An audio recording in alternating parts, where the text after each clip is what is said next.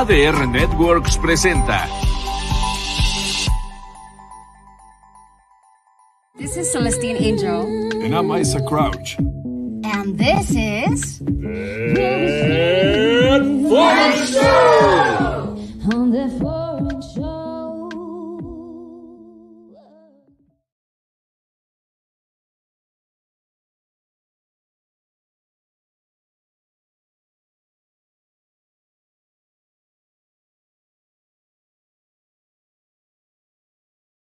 Sorry, the microphone wasn't on, so let's start again. My name is Celestine Angel. My name is Isaac Rakesh. And we are here on ADR Networks, activating your senses. We were saying basically the same thing, so all good. No, but this time we got it.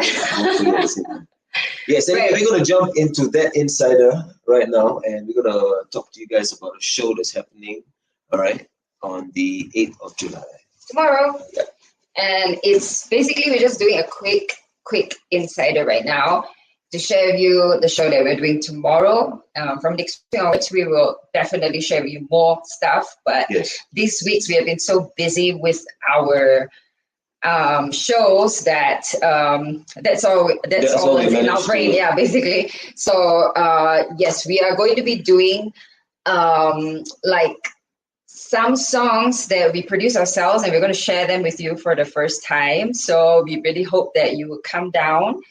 And also songs from the album that we released during COVID, which is all about Zen, very reflective, conscious topics. So if you enjoy this kind of thing, come down and vibe with us. Basically. And we put that over kind of like soul music and stuff. So that's kind of our vibes. Yeah, there you go. That's the poster right there. And this place is actually Barrio Vivo, all right? And it's important. We're gonna be there. We're gonna be having a good time. So come on down. Yes, we start at 7:30. Come down, eat, drink, have a good time. Basically. Yes. The entrada is free. It's what they call voluntary contribution. So you can come. You can basically I would call it like a tipping kind of culture, like. And there's no ticket price, basically. Come down, join us. You're super welcome, and say hi, basically, to us. Yes. All right. On today's show, we have a friend that we met over quite recently, that we worked with. Yes, we worked with him the very last show. Yes, and he is probably backstage right now, and he is DJ. You want to do this? His name is DJ Masked Afro. And we call him Cornelius. Yes. So, Masked Afro is his DJ name, and he's not here yet. So let's just talk a little bit about him. Yeah. Okay. He's a guy from Kenya. So we would like to know more about his country, and today's topic is all about the African culture and music that is emerging in Mexico City, which is a real thing. Because I think in the last few years, the pop-up clubs happen, and it's all about this African culture, African music. Afrobeats is coming up, and somehow is really connecting with the listeners here or the party goers here. So we wanted to chat about all these things with him. Mm-hmm. All right, being for the guest is not here yet. So yes, those vibes we've been noticing, post-COVID here in the city, you find a lot of this kind of parties and that kind of sound, the Afrobeat stuff, like this is kind of like post with the Wizkid era, with all that kind of music coming up now. You find a lot of these kind of parties and stuff, and we want to talk to Cornelius about this and about his impression also about the mixing of these two cultures, these African vibes, with the Mexican kind of scene, because both of these cultures are actually very, very into having a good time, just kind of wilding out in a way, just living life to the fullest. We're talking about the Mexican culture, both cultures, and the African culture. The African and the Mexican culture. Right. So, also particularly, I would like to know more about Kenya. He's our first Kenyan guest. In fact, the first Kenyan dude that we know. So, we're very interested to. I know some Kenyan dude. One other person there. Yeah, that sounds familiar that we did. Like Kenya, like that. Yeah. But not many. So we are, So, I did a little research. Knowing nothing about Kenya. I know it's East Africa, and it has like its own depth, like if you're talking about Afrobeats and Amapiano and all that, these sounds are coming from Nigeria, right. The Zulu language and stuff like that. So I want to know what Kenya has to offer in terms of its culture as well, specifically Kenya.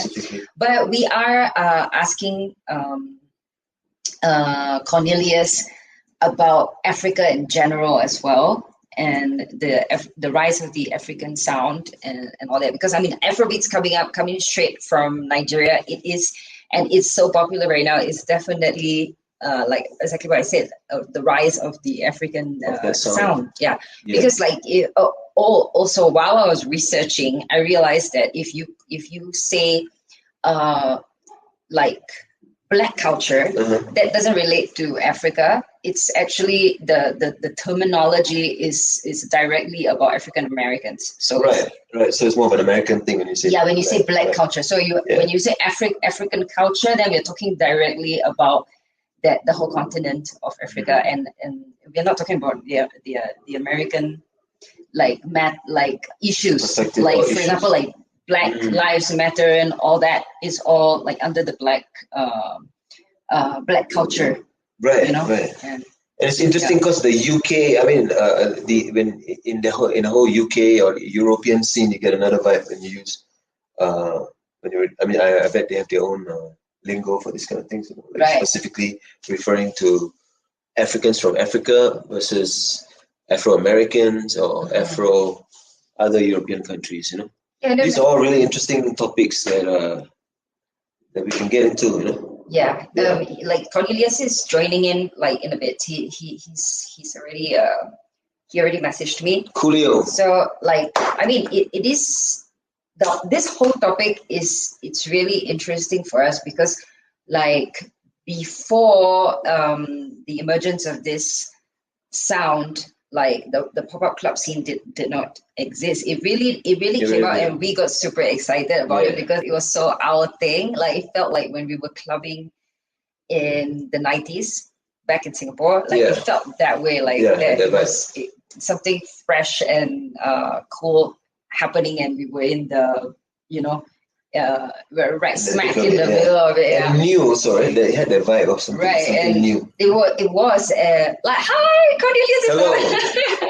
Hello. Hey, what's up, my people? How's it going? All good, man. Chilling, man. Because you were not on, we were just chatting by ourselves all about the the African culture, the music.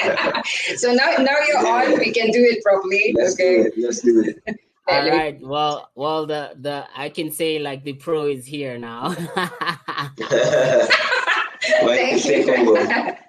Take over, brother. Sorry. All right. So just sorry about that. No problem, bro. No, you're perfect timing. Yeah. Why don't you tell the people a bit about you, your story, where you're from and how you came to be doing music the way you are, Yeah. I'll start off with my name. My name is Cornelius. I originally come from Kenya, and I've been in Mexico for now 5 years. I've been living in Mexico for the past 5 years, and it's been a really cool and interesting journey to just see how the music industry has evolved up to this very point. Yeah, super. And I'm actually really, really excited that you invited me to this show to talk about this because I've been on the forefront and spearheading some of these movements of bringing African music and Afro-based vibes to the city. Oh my God, amazing. Okay. Nice. So yeah, originally I'm a software engineer, but I love music so much. So I do music for fun and just like to enjoy my time and to enjoy the things of this world. So like and it just started off as a hobby, and it became something really cool and something nice, and I kind of sort of run with it. So Nice is we're nice, here yes, now. for sure, man.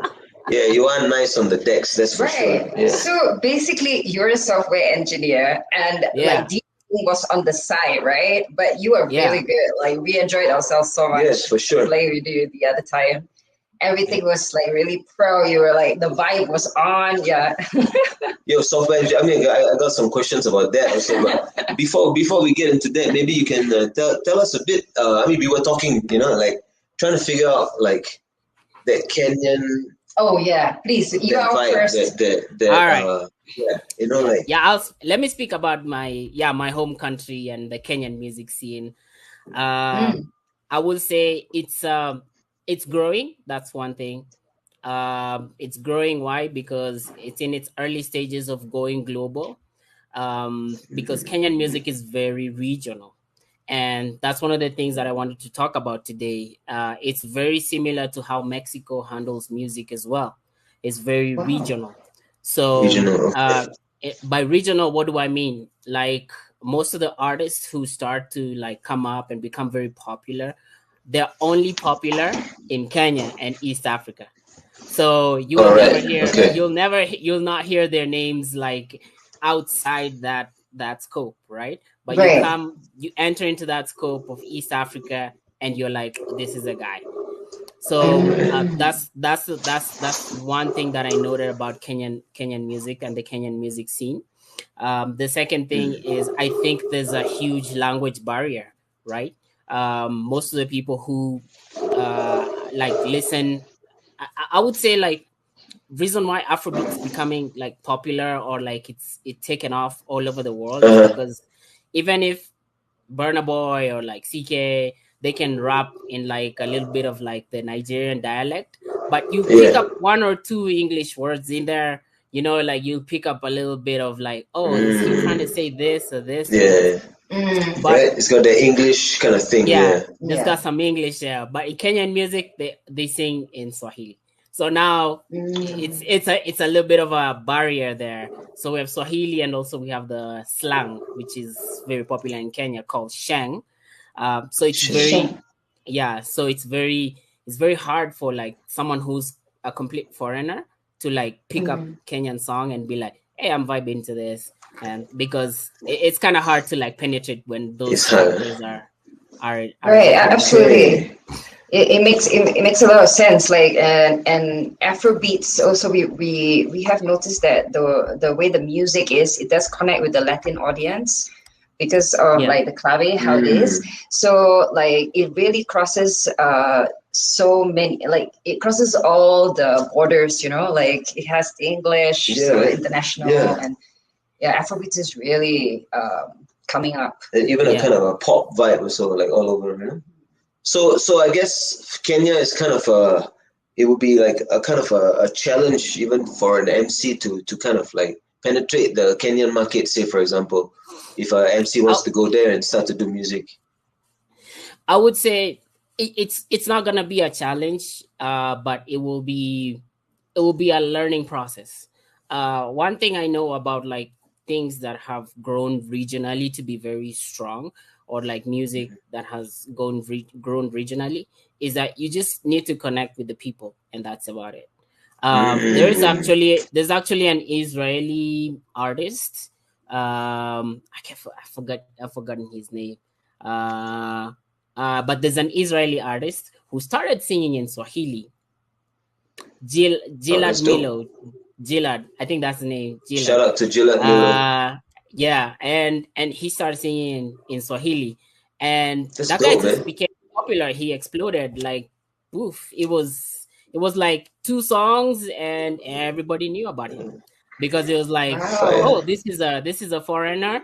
He came, he learned the language, he learned about what we're doing, he connected with the people, and he just rose to fame like that. So yeah. It's just I would say it's not a challenge. It's just like a learning process and trying to figure out how the best way to connect with the people there. I think this is interesting, like that, like you're bringing up this topic about like connecting with the people, because like we don't really speak Spanish so well, so we Yeah. want to do our music in English, right? And Yeah. like with the emergence of like the whole like African music and all the pop-up clubs that are happening, like you said that you are spearheading this thing, like right now Yeah. we feel that we have some place, where we can do our music, and there's like an audience that understands English and that will vibe with what we are doing.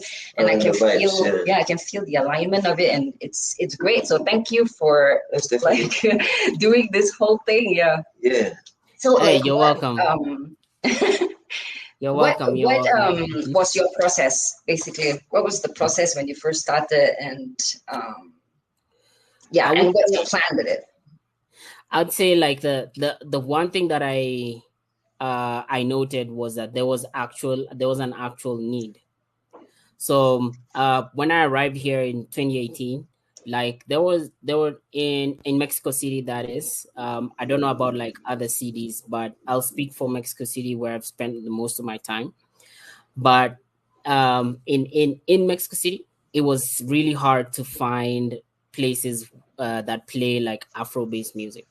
Like there weren't no parties, no clubs, no joints, nothing that was playing like Afrobeat, dance hall, hip hop. Yes. Like We all know. this Afro culture. There weren't any in 2018 when I arrived. There was nothing. But there was a lot of migration happening, and this is also one of the reasons why you'd see like Afrobeat and Afro-based genres becoming popular, is because of migration. So most people started seeing Mexico as a good place to stay or a good place to live, and most of the foreigners that were coming here, they really liked it. They loved the place. They're like, hey, we like Mexico, we like Mexicans. This is a good place to be, and they were into it. So they were like, all right, now we're living. Now we're living here. When we're living here, there's also that part of entertainment, and like you kind of like try to, when you're off of work, where are you gonna go? You visit some places, you visit old places, but you're like, all right, where's like our really cool joint, our cool cultural joint, and that's where the need was. So a couple of friends of mine, and I think most of them, like they will all attest to this. We started having like in 2019, late 2019, there was a group called Melaninaires, which was like just for Black people, and brown. there's a group that was created called Melaninaires. Mostly for like Black people, and we just started throwing out like parties, like the leader community leader there, and we started having parties, right?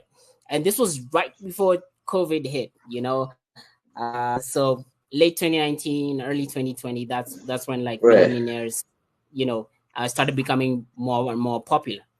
So now that those parties, they started to grow and grow and grow and grow until it became to a point where it's like, all right, we can't have parties in the house anymore.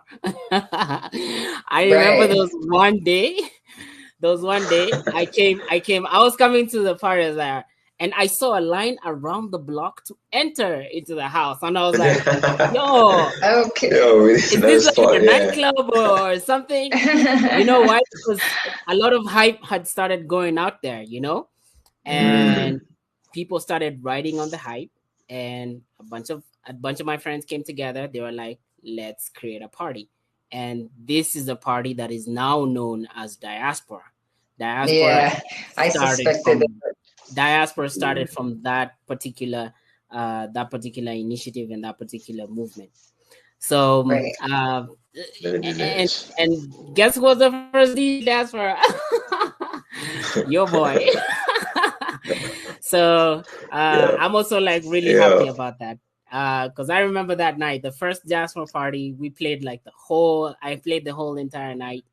I played all the genres, like Afrobeat, dancehall, hip hop, everything. You had to cater for everyone.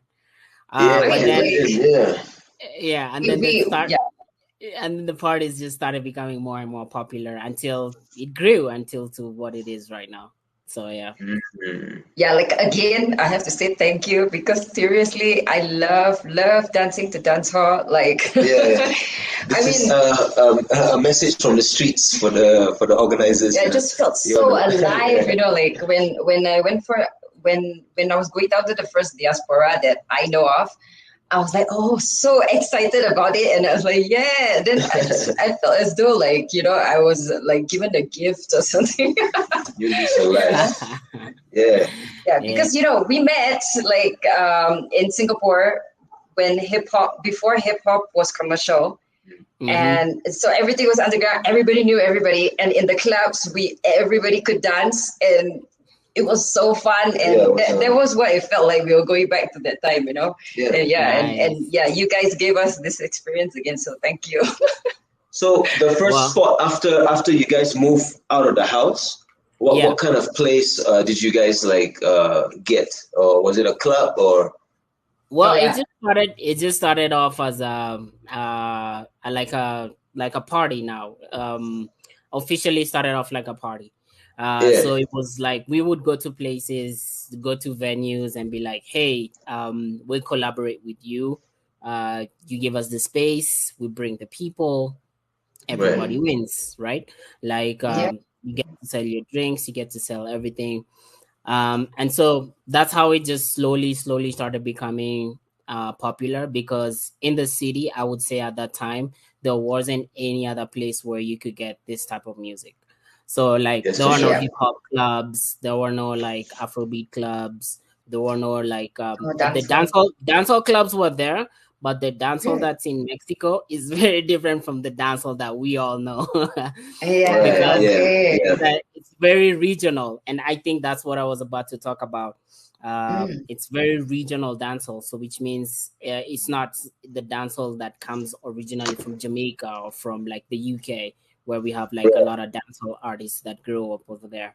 So it's that's how it just started becoming popular. And and one thing that I know made it the most popular party was there wasn't a place in Mexico City where you could come and see that many foreigners gathered in one single place. So that was what made the whole thing to just blow up. It was like, hey, you wanna go see black people? It's like that's where everybody knows. Real international vibe. Yeah, for sure. It felt like an international sound. And more than that, also the people actually wanting, being like fans, and actually, putting in the effort to queue up for the tickets and stuff like that. And just good vibes overall. Yeah, good vibes overall.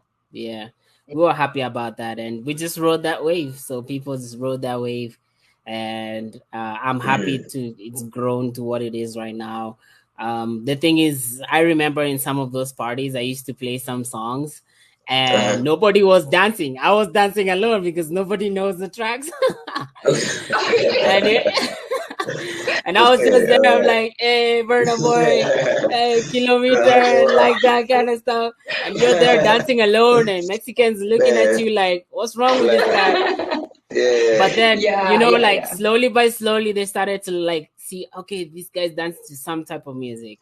And then it became like an influential thing. Like, all right, this is actually good music. Like, we can dance to this. And then it became a vibe, and now it's caught up with. Because the whole process of immersion, right, which is like one of the topics of this podcast, is that it's like a two-way thing, right? It's like we embrace the Mexican culture, and we also share what we like and what we enjoy with our Mexican friends, right? Yeah. So like what you have brought to Mexico City is really a cross-cultural, like an exchange. That is very positive, and it's given an outlet for locals and foreigners to gather together and enjoy an international sound, which like it is actually this pop-up phenomenon is happening in a lot of major cities around the world right now, and Mexico is a major city, so it should have this. And you guys did it, so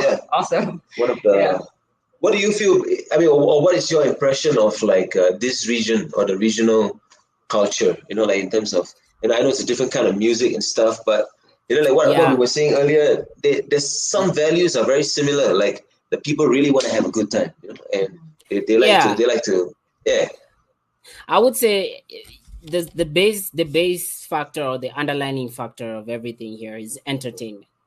So if you're able to entertain and connect with a crowd, then that's the first step to getting your music out there, or to like, you know, being someone who's recognizable in this Mexican music scene.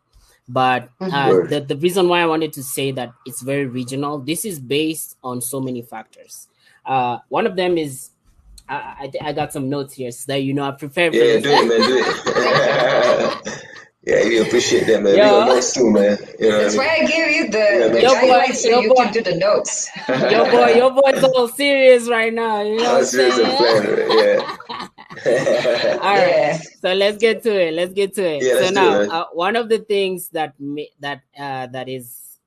affecting like the music scene here is, of course, we have a lot of it's not very common, or you wouldn't see it right away, but there is a little bit of like class and classism here in Mexico. So good point. And this is something that happens all over across all Mexico, and you'd find that like the higher class will listen to a particular genre or like a particular set of songs, and they wouldn't move away from that, because they pass that down to their kids, and the kids pass that down to their other kids, and you know, it just keeps going. Right, it's part of their identity, right? Yeah, part of their identity. So now you find like the high class will listen to, and this is where like most of the population, or like the highest or most popular genre, because people want to be associated with that class, is like you find rock being very popular here, and pop music. So those are the two genres that, like, if you're like a DJ or you want to play in any club in Mexico, if you have a set that contains pop music and rock, you'll probably like, you know, just easily fit in.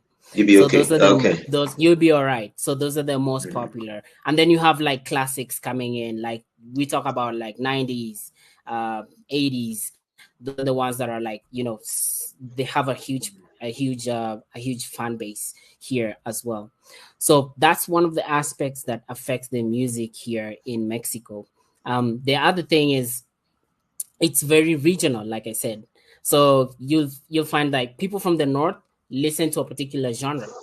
People from the central, from the south, or from the Bay Area, like the Gulf area, they'll listen to a particular genre. So in the north, it's more popular to have things like banda, or like you know, norteña music, which is mostly regional from there. In the central, you'll have a little bit of cumbia coming in, that's external from Colombia. You'll also have a little bit of mariachi, you know, from Jalisco. That's very popular over there. And salsa, you know, coming into there in the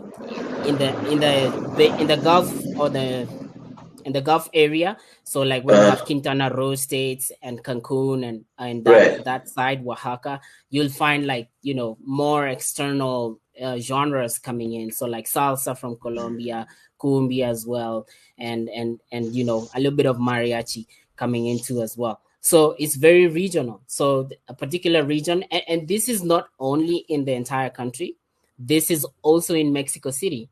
Like parts of Mexico City listen to particular genre. So you'll find like in this, I'm serious, like this is something you can go and do your experiment, but this is data that I've collected from all the times that I've lived here and all the parties that I've attended here. So when I get invited to the south, when I get invited to the south, most of the time, the south region of the city, you'll find that banda is more popular there. If you go to the central, where there's like more like you have like more like middle class and low class. You find that reggaeton and perreo and salsa and cumbia, those are the most popular over there, right?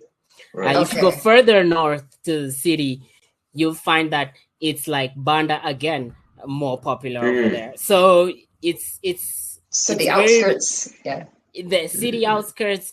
It's very regional. So you find. Yeah, I think you might be right, man. I'm thinking about it, and makes sense.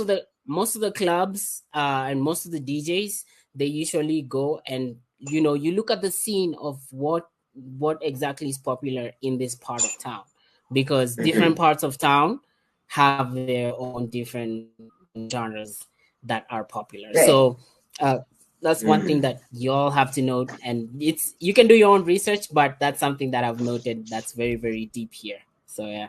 So I mean, we usually hang out with like musician friends or artist friends, sometimes business people, and like I mean, and it depends. If we just go to like any regular party, we'll always try to control the music. We'll put like hip hop, but then like halfway through our song, they will put salsa or reggaeton. They always switch it, like it's real here in the streets, man. You don't know how many times I've been to parties and I'm playing like Afro beats, and a few people are vibing, but then you have like one or two come and tell you, hey, do you have a reggaeton song? Or hey, do you have a salsa song to put on? Because they don't identify that region, or that particular location does not identify with that particular music genre.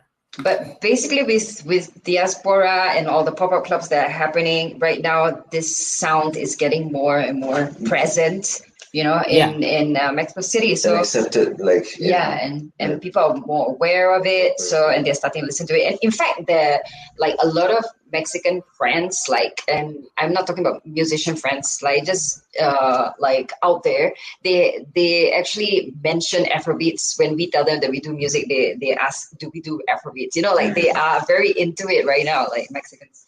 So I think that's a good thing. And as a music analyst and someone who's looked at music scenes, different music scenes, international music scenes for a long time, I would say that's a good thing. And it can also come and bite you in the back. Ask me why. Yes, break it down, please. Why? Tell us. Yeah, I mean, honestly, like just to interrupt you for a little bit, but like this is so comprehensive. We love it. Yeah. Thank you for doing all the homework and. So I'll drop in some facts and some and I'll draw from different examples. Okay. Now, the reason why Afrobeats is becoming more and more popular here in Mexico, and Mexico City in particular, is because it's riding on what we call pop culture. Right now, Mexicans are very in tune with pop culture. So like you put a band or a song inside a movie or something, and that thing goes viral 100%. Like everybody's into it. Look at bands like Imagine Dragons or they feature so much in like pop culture, like movies, series, Star Wars. You have like League of Legends, games, and you have the music in there. So you find that now Afrobeat is riding on this wave of like, oh, this is something really cool. We like this. This is popular. We got a lot of people coming in. They're dancing on it. Now, this is a wave of pop culture. But the problem with waves is they got their peak, and they also got their like their valley. So the problem is when it's at its peak, nobody usually thinks about sustainability, and that's the problem. Like most people think about like, oh, we're gonna ride on this wave, and this is a new style. We're coming in. You throw in one or two songs, you hit, and you're like good. But the thing is, if you don't have like an identity within that particular genre, you will fade with the wave fading. Because people are going to be like, oh man, we're so tired of listening to Afrobeats now. Like, let's go back to our, usual normal thing, like, oh, I've heard these songs for so many times. And that's when the wave comes to a dip, right? And when the wave comes to a dip, if you're an artist and you haven't really established your music in a sustainable way, and by sustainable way I mean you're not really riding a wave. You're not producing Afrobeats because it's popular. You're producing Afrobeats because you actually like it and identify with it, and the themes that associate with Afrobeats are something that you identify with. So that pronounces more sustainability, and this is very common. Like how many rappers have gone broke? So many, right? Because they ride on that popular wave, and when the wave comes crashing down, you crash down with the wave. So wait, but I need to get you. You're saying that riding the trend is more sustainable rather than if you are fueled by your own love for the music, or you're saying the other way around? I'm saying the exact opposite. Like, don't ride the trend. Don't ride the trend. Like, riding the trend is not sustainable. Yeah. Like, you can take advantage of it, right? Like, yes, you can use something here that has a more Afrobeat vibe because that's what's hot.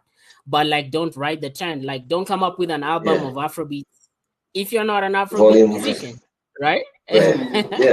So that's what I'm talking about. It's a really interesting point that you're saying about this sustainability, and these topics, because on this show, that foreign show, we talk to a lot of creators, of course, travelers, but independent makers and artists, and this topic has come up a lot, about sustainability, because at the end of the day, the primary objective is to keep doing what you're doing, or have the ability to keep doing what you're doing. Yes, so the way you mention it, riding the wave and kind of using the wave, but still finding your identity by connecting with the people, right? That's what's important. It's like a balance of the inside, outside. That topic of actually, in a sense, holding hands with people is something, I mean, even for us personally, is something we are also on the path of exploring. Right. When we create, or with other creators, or with other people, or something, in this act of kind of holding hands, exchanging information, exchanging networks, this kind of thing is becoming very popular now. And what do you ask? This kind of ties in also a bit to the software part. This question is kind of, we've decentralized. The nerdy Cornelius has to come up now. You also saw the video? No, I saw a video of you talking about the weather and everybody please be careful. That's what I'm referring to. It's like, this guy, what does he do? Okay, maybe he's his weather forecast. Okay. Yeah. I got a notification from Instagram. I got a notification from Instagram. They were like, "Hey, your reel got a lot of plays. Do you want to put this as a highlight?" I'm like, I just said whatever was there and put a bunch of scientific facts together. Going viral. That is cool. Yeah. Oh my God, it's funny. But as I try and if I frame this question, I guess what do you feel about this, or what is your viewpoint about this? Like this whole, movement towards independent communities, like decentralized systems. It's good. I would say it's a very good movement. It's something that that most of the marginalized genres didn't have this kind of a stage. So right now, I am happy. I am happy that Afrobeats is being played in Japan. I'm happy that African music is being played in China and is popular there.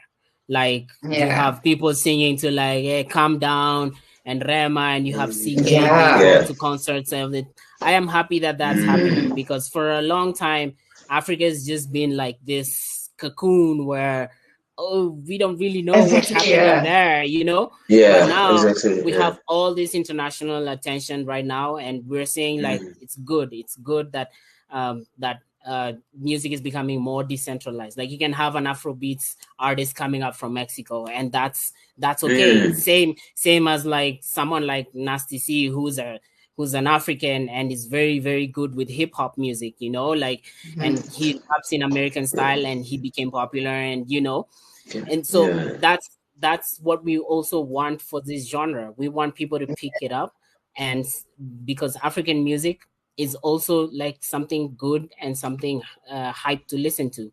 And it's mostly very dance focused. It's a lot of energy in Afrobeat. Yes. It's So dance focused. That's what we love. That's the it's Yeah, I mean, dance like, focused. It's a lot of energy. You just making people move, and anything that has that kind of or brings that kind of energy in entertainment, that is something that is sustainable.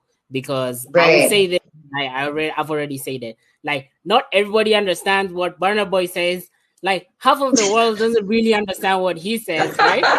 But you're there, you're like on the low, you know, like Yeah. it's something you Exactly. can connect to, it's something you can relate to, it's a topic, you know, it's a topic So you can connect with, and that's what his moves people. lyrics, it's like some percentage in English and then a lot of it in Zulu, or what language is it? No, it's not Zulu. I wouldn't say I know what language it is, but it's one of the Nigerian dialects that we have. And I think the most popular are like Igbo and Yoruba. Those are the most popular in Nigeria. So it has to be one of those, or like a sub dialect of one of those.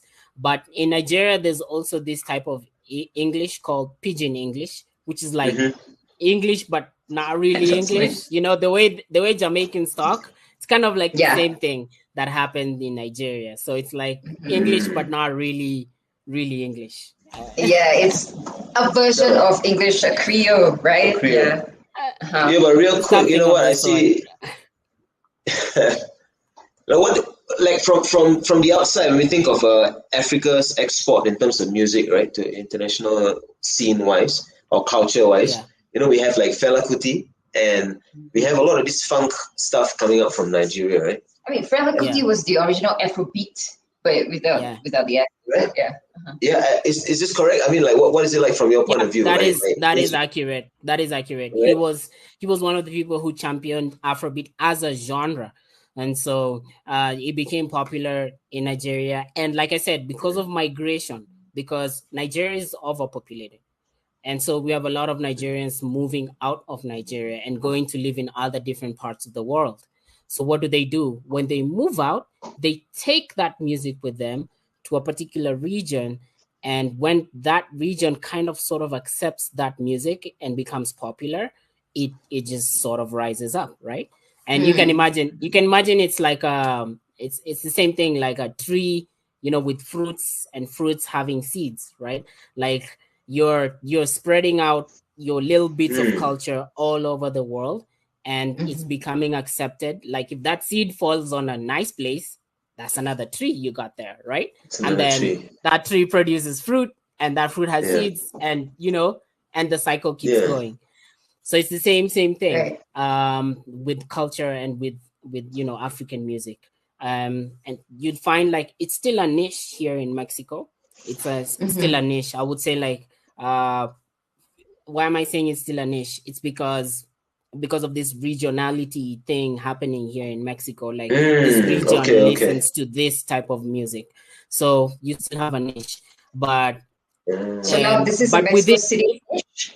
But with this wave of Afrobeats going all over the world, then I'm hoping that, and this is what I'm hoping that this will become a more sustainable, you know, like it will become a more sustainable place, a more sustainable genre for artists to come in and jump on it. And I've started seeing that. Like I'm seeing like Afrobeats DJ who are Mexicans and they're not from Africa.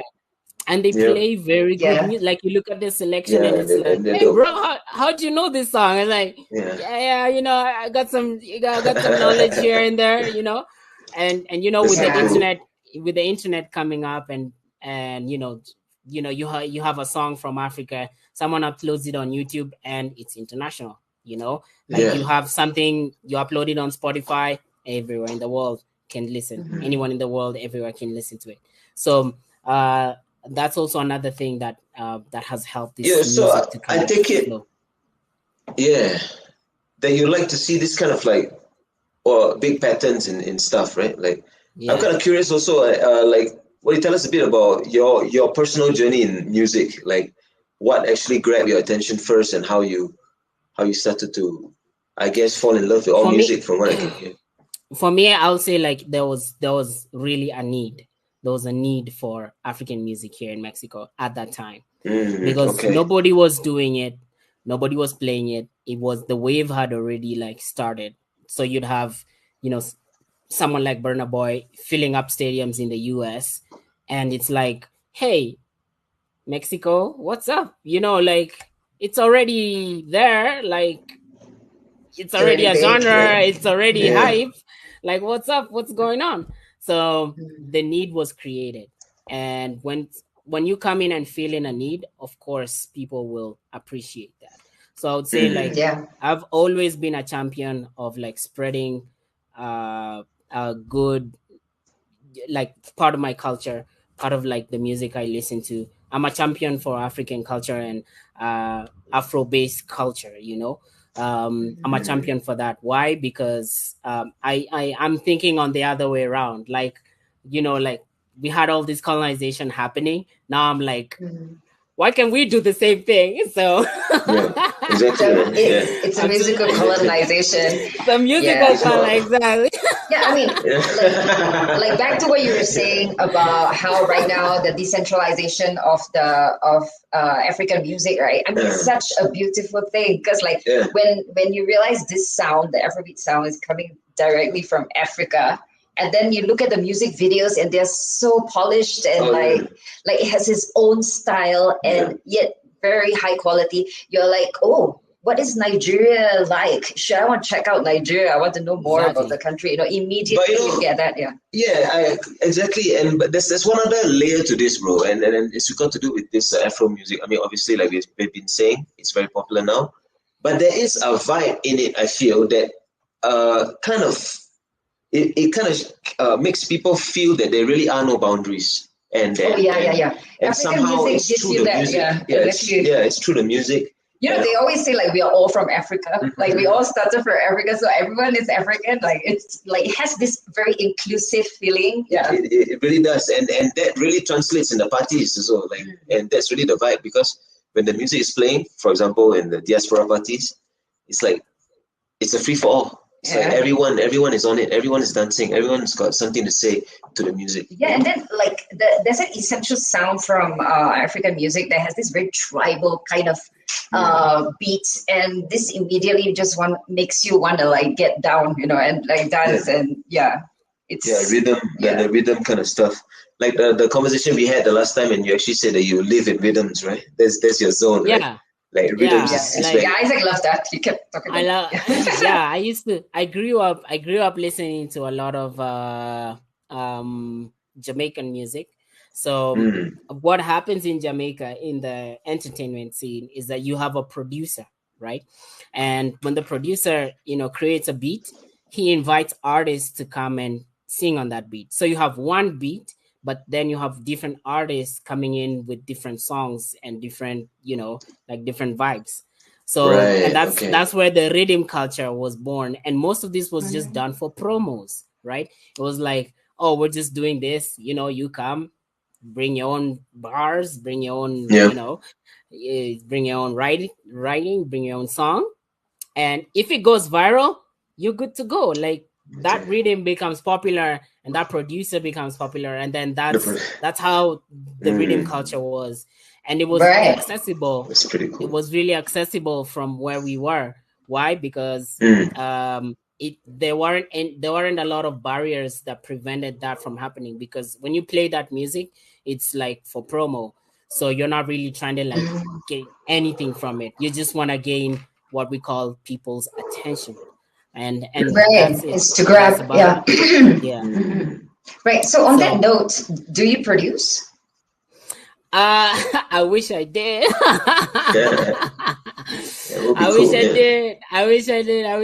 I know a little bit about like post-production for music, but I usually just did post-production for my own mixtapes. But it's something that I really want to get into, you know, and study. But I've mostly been like this forefront in terms of like just culture and like bringing in the music and creating like creative mixes, and that's the one thing that that has like I've really focused my attention on. I've just focused on being a very good DJ. Right. But yeah, You know, I'm looking at production. uh-huh. I'm looking at it. I'm like, this could be a thing, you know? So yeah. Yeah, for sure. Right. So Cornelius, we have like 5 minutes left. What shall we close up this entire topic on? Like, I think we have covered a lot of ground on this idea, the idea of like African culture and music, and like I think maybe it'd be interesting to think about why like so many people are right now like like for example Afro Roots Bazaar. I see that you're involved in that as well, and like it's you get to try food from different parts of Africa, like and also like products and everything. So like, why do you think people are especially interested in African culture? Like, why do you think Mexicans are? I'll attribute this to the previous point that I made, where Mexicans ride so much on popular culture, right? And like Afro beats and like the African wave is kind of like becoming something popular nowadays. And so that's one of the reasons why I feel like Mexicans are like, hey, what's this? And now you have songs like Rema making it to Mexican radio, playing Calm Down, like Calm Down being played there. And we have a lot of artists collaborating, like we have Diamond Platnumz from Tanzania collaborating with Maluma from Colombia. And, it's that those are songs being played here in Mexican radio. And we're happy about those collaborations because they introduce the artists to a different kind of genre, a different location, like a different people. And we're happy about that. But one of the things that I wanted to add onto this point, and I think this is very important, and if anyone is organizing parties, an event organizer is someone who's like really involved in creating this Afro-based experiences in Mexico, is that we need to work together. Because if you go out there and you do your own thing and someone else is trying to do their own thing and we're all trying to compete to get some crowds here and there or competing for the bag, none of you will win. The only way for you to win is to come together as a people and as a culture and as people who are like working as one, right? So that we don't have like 2 or 3 parties that are doing the same thing on the same day. Like that doesn't really make any sense. I love that. That's a great point. Very good all points of you, that you made, all of you African event organizers, I am urging you, please try and work together. Division will not create any. You won't have profits from division. Like division is just you not win. Thinking that going alone will make you win more. No, that's not going to make you win more. But working together will make you win more because it's still a niche up to this very moment. I would say you can pull up a crowd, but you won't fill a stadium. That's like because the majority of the populations are Mexicans. So you won't be able to fill a stadium. You won't be able to do this. So makes complete sense. The only reason or the only way is for us to work together on this thing. Like it's a movement, it's starting, it's a wave. But if we work together, we can create sustainable parties. We can create sustainable movements. We can create sustainable entertainment that is Afro-based for the Mexican population. So that's what I would urge everyone else. Yeah, and then if you think about it, like most of these are pop-up clubs, right? So it's not like they have a physical location, and like if they are going to be like a few happening at once, it just doesn't make sense because why would so you are making the audience confused, like which one to go for, why, and it's overall just not healthy for like what you said, the sustainability. Very, very good points that you made throughout the entire show, Cornelius. And like maybe can you just like tell us a little bit more about yourself before we end off? Like, all right. Yeah, maybe you can end off with I don't that. know what do you want to know more. Let's talk I have about so the many, Masked Afro.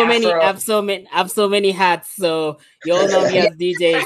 There's some people who know me as a businessman. There are others who know me as an engineer. There are others who know me as a scientist. So I've got so many hats. Which one do you want me to Right. put on? But clearly you have like the sciencey brain. Right? I mean, you even broke down everything nicely for us. So yeah. But like, okay, maybe we can talk about Masked Afro, since that is the brand that you are going into with your DJing. Like the idea with it is, I mean, before when you first started DJing, did you go with Masked Afro already, or it was Cornelius in the beginning? No, I was just going on with my own name. But like I think there's something that happened that wasn't very good, and it was, like I come from a very conservative family, and they, like, some people within the family kind of like took screenshots and shared that with my folks, and they're like, oh, this guy went to Mexico to do ABCD, and my folks weren't very happy, so I got a backlash from that. So and that's where I've always like tried to like protect my online identity a little bit here and there, just for the folks to just, I want this space to be something that I'm experimenting on and seeing how best it will grow. So yeah, I get it. I'm doing some rebranding, like Masked Afro. It is me. I have like my own like little bit of masks here and there. I got like a collection. I got like a Spider-Man one. Yeah, we see. I got like LED ones. Yo, we see you, man, shining in the club. Yo, we see you, man. Yeah, exactly. So yeah, man. I'm trying to do something here and there to spice up my brand, but I'm looking at people like Marshmello and DJ Cornetto, people who have Marshmello. Okay. people who have like made the mask a brand and just ran off with it. So here we are, like what kind of brand are you what kind of mask are you thinking of going for? Like just like this, so you look like a superhero, or I'm still on the experimental phase, so it will definitely be like something based, something more African based. So like, and a lot of our people actually, in if you look at the culture and the history, most of them used to like go to parties and there were masks over there. Like you would see them dance with masks. So it's part of like our culture as well. Yeah. Oh, so, okay. You mean this is like an African thing? Yeah. So I'm gonna try and like bring some of that here. So we'll see how it goes. That's cool, man. Yeah, exactly. That sounds cool. And so the next time you see Masked Afro around, you know what to do. All right. Yeah. Thank you for your time, bro. It's been really, really enlightening. That's the way that you look at things and your kind of like your broad perspective, and also understanding things like for what they can be, also the potential of things. Yeah. And I'm gonna do like a little bit of shout outs as well to all the people, all the event organizers who have actually helped this movement to go out. So of course, like Diaspora is one of them. Shout out to Diaspora Parties. Shout out to Afro Roots, who's holding it down with the culture side and, bringing down the food and bringing vendors who are selling African products. Shout out to Pigeon and Patois as well. Pigeon and Patois is one of the, it's a dancehall / Afrobeats party that, is coming up in the city as well. Shout out to Fino Club. Fino Club have recently started, incorporating dancehall and Afrobeats into their sets, and I'm really happy about that because we're not only riding the wave, like it's becoming something that is more and more sustainable. So shout out also to Barrio Fino. Barrio Fino is also trying to bring out all of the Afrobeats genres into the scene as well, and all the DJs who play Afrobeats and dancehall. Shout out to all of you who are holding it down for the culture. I appreciate y'all. Thank you very much, Cornelius. And we'll see you like as soon and we'll catch up. Okay. Thank you. All right. I'm Celestine Angel signing out, and we have Cornelius Thank with you us, very much, Masked bro. Afro. We will talk Thank again you. soon. We are here on For the sure. ADR Networks, activating your senses. Peace. Peace out.